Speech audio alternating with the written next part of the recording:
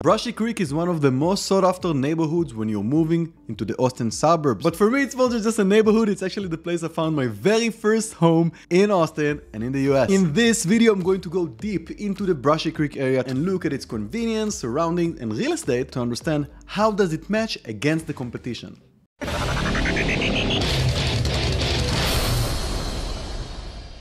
First things first, it's Texas, so it's going to be confusing. Let's talk about what is Brushy Creek, because it's not really a city and it's kind of a neighborhood. It's actually a MUD, a municipal utility district. Brushy Creek includes 3 cities: Round Rock, Cedar Park, and Austin, Texas. It is associated with Round Rock ISD. It's a great school district and we're going to talk about it a bit later. But the main thing to know is that you're not going to have a Brushy Creek in your address. It's going to be Austin or Cedar Park or even Round Rock. Alright, so first things first, let's talk about convenience and inconvenience. Let's talk about shoppings and restaurants. Inside the middle of the community, there is a little coffee shop called Drinkle. They're kind of cute and local, so I like to support them. Tony C's is a nice Italian restaurant. It's close to my home. They have a gluten-free pizza that is actually not disgusting. There are more restaurants in the Brushy Creek area and in its blast radius, so there is an abundance of places to go to, but it is a suburb, so don't expect to walk into your favorite restaurant. With regards to shoppings, Brushy Creek is located between 4 main shopping centers, and there are also an abundance of theaters, and all of them are located within these centers. So all in all, even though you can't walk typically to your favorite place, it is within proximity to everything, and I'm going to give it a 4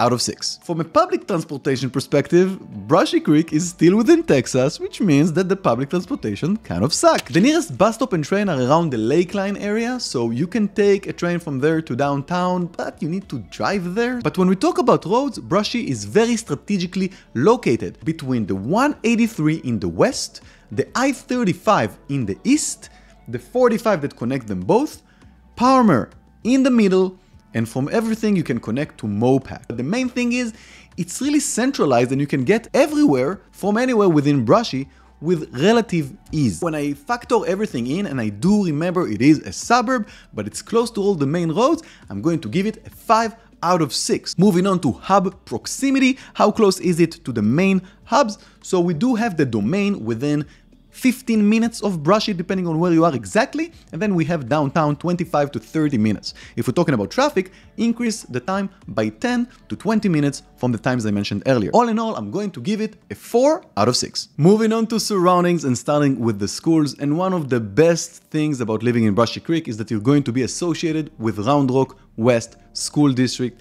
This is a great school district. The public school system in Brushy Creek is considered to be a good one. I personally know people in Great Oaks, Cactus, Fern Bluff, and Elsa, England, and everybody are just reporting great things about it. All in all, it's really good. So I'm going to give it a solid 5 out of 6. Definitely one of the best school districts in Austin. Moving on to parks and greenery, and that is one of the main attractions for me regarding this area. It is very, very green here. The neighborhood has been established for quite a while. There's a variety to choose from. When we go with our kids, we have a variety of splash pads and parks, and every time we just go to a different park and it's kind of nice. One of the main features in this segment is also the Brushy Creek Park. Around the park you have several activities for children like fossil dig sites, splash pads, swimming, rock climbing, just a bunch of things to do with the family. So with all of that in mind, I'm going to give it a 5 out of 6. Moving on to community and safety. So there is an abundance of community centers depending on what neighborhood you live in. The community centers are typically funded by the HOA, so they're subsidized and cheap. When I lived in Brushy Creek, I paid $100 for a yearly membership for the gym, and it was an excellent gym. You can also have access to pools and lacrosse and basketball court. There are also many events for the community, and with regards to safety, it's pretty much as safe as it gets. Look at the crime status. It's super green, there's virtually nothing here. So all in all, I'm going to give it a 5 out of 6. Moving on to real estate, starting with affordability, always one of the tougher factors, because how do you really calculate value for money? Well, I'm going to give it a shot. Let's go into my proprietary analysis tools. So if you're new to the channel, I'm also an engineer, and I have the tool that I built to basically download all the database, and we can run queries on it. And what I'm going to show you is what's going on with the market in Brushy. So if I go here and I click on trend, we can see here in the orange that the market is relatively hot, 7 days to sell on the market. This is days on market index. And then you have the close and list price median. And we can see that the median close price for July 23 is about $580. And the close price per square feet around $257 per square feet. By the way, we can see a 15% increase from January all the way to July, and we can see it's a bit stagnated here. If I'm looking on the quarterly basis, I can see that it went down during the time that the interest rate surged up, and then it started to trend upwards quite strongly even now in this crazy market. But we're talking about affordability. So if we're taking 257 and multiply it by 2400, we're seeing about 600 grand in order to purchase a single family home in Brushy. I can run some other queries here and look like what happens if we're trying to get like a starter home. So for example, if I'm trying to get a home between 1600 square feet to 2500 square feet, we can see that the average closed price per square feet is $250 per square foot. Per the schools, I think it's relatively affordable, so I'm going to give it a 4 out of 6.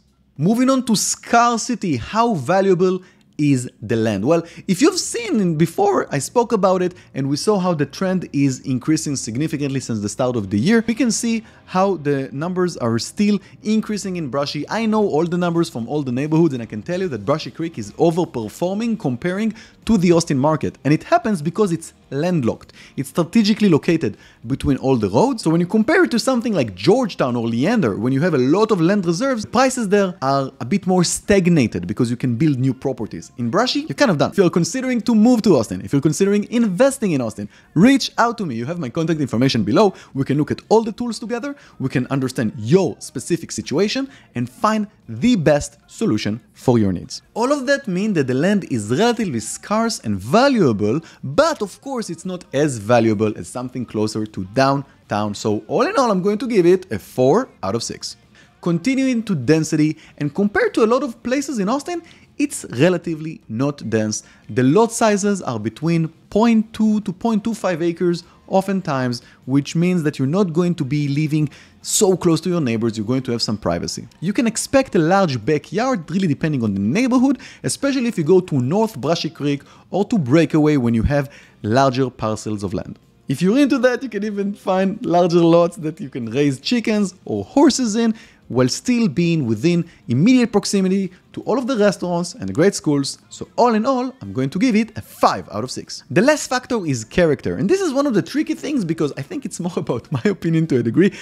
Character is not something that I can objectively look at, so there is a subjective preference to it. And when I look at Brushy Creek, I see mature trees, I see larger parcels of land, see houses that are not little boxes, they're not like copy-paste of one another. So all in all, there's a bit of everything for everyone. That said, I can't really compare it to something like Hyde Park or Mueller when you have a bit more character, so I'm going to give it a 4 out of 6. So to sum it all up, I'm looking at the convenience score of 4.3. It is relatively a good one, but not the best one for sure.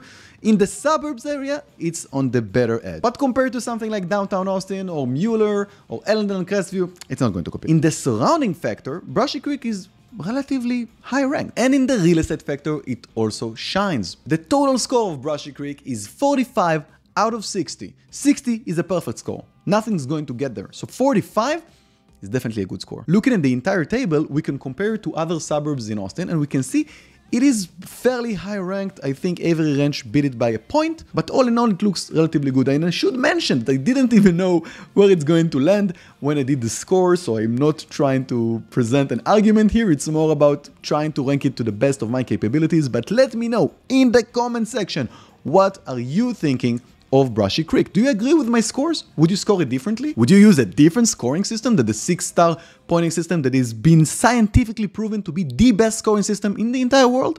Let me know in the comment section. Which of the neighborhood you would like me to cover? I don't have a lot of comments here, so if you leave a comment, I'm probably going to make a video about your suggestion. So do that. That is it for today. I hope it was insightful. If you like this content, please consider leaving me a like and subscribing to my channel.